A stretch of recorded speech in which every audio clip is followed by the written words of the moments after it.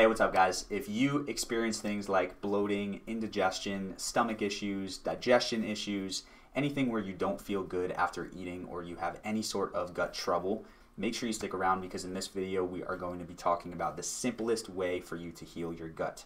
With that being said, let's get into it. Hey guys! What's up guys, Schuyler here, founder of Reach Fat Loss and Fitness, where our goal is to help get you in the best shape of your life, do it all without any of the stuff that I hate, which is calorie counting, weighing your food, crazy intense workouts or boring workouts, and definitely without strict dieting, giving up your favorite foods. And before we dive into it today, I want you to go in the description of this video and grab your free copy of our Common Kitchen Upgrades Guide. This guide is here to walk you through 15 very simple, very easy swaps that you can make in your kitchen. That's not only going to help you reduce the bloating, which is extremely relevant to this video, but also is going to increase your energy and help you lose weight in the process. My favorite thing about this stuff is that it doesn't require real habit change. All it requires is you changing what you're putting in your grocery cart. And so this guide is going to give you 15 very simple options. So go down below this video, grab that guide, and with that being said, let's get into the video. So if you are like a majority of people in the world today, you have probably at some point had some issues with your gut. Whether it may be bloating, whether it may be just feeling nasty after meals or really struggling with digestion, gut health is a very common issue in our society. And if you go online and you do the research of how to heal your gut, you are going to be bombarded with an absolutely overwhelming amount of information. A lot of supplements, a lot of protocols, a lot of things to cut out, probiotics, prebiotics. And the truth is that a lot of that stuff can be overwhelming. And the truth is also that a lot of that stuff sometimes just doesn't work. And so while I understand that there are some gut issues out there that are a little bit more in-depth and a little bit more complex, for the average human being, if you are struggling with bloating or gut trouble,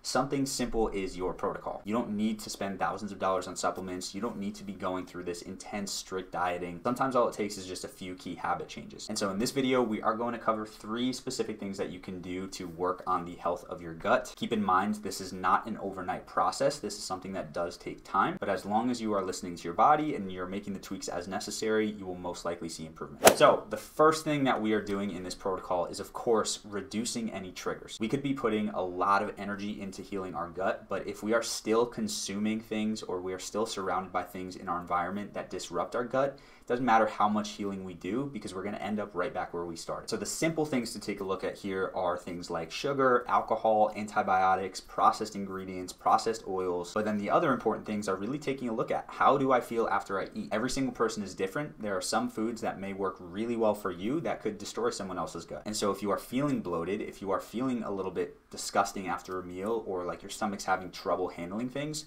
the good question to ask is, what have I eaten in the past 24 hours? And also, what have I drank in the past 24 hours? This is a really simple start. Sometimes it can be more complex, but I would say the first thing you do is eliminate the very clear causes. So start cooking more at home to eliminate a lot of the processed oils and processed ingredients you find in food that is takeout or that's cooked at restaurants. Start reducing the processed sugar and the alcohol and the antibiotic intake, and then we can move into number 2. Number 2 is increasing your fiber intake. So a big mistake a lot of people make is when they're having gut issues, they hop right into the probiotic. Probiotic is basically putting more good bacteria in your gut. But fiber, which is also known as a prebiotic, is something that should actually come before we start working on replenish. Fiber actually goes through the digestive system and it provides positive nourishment for your gut flora, and it can be really helpful for just balancing things out in there. So you can get fiber from a lot of different sources, mainly fruits and vegetables. But if you wanted to go the supplement route, I'll leave the links of what I've used in the past that works really well. But regardless, just know you have to make sure that you're consuming enough fiber, because if you just consume a lot of good food but you don't have enough fiber in your diet,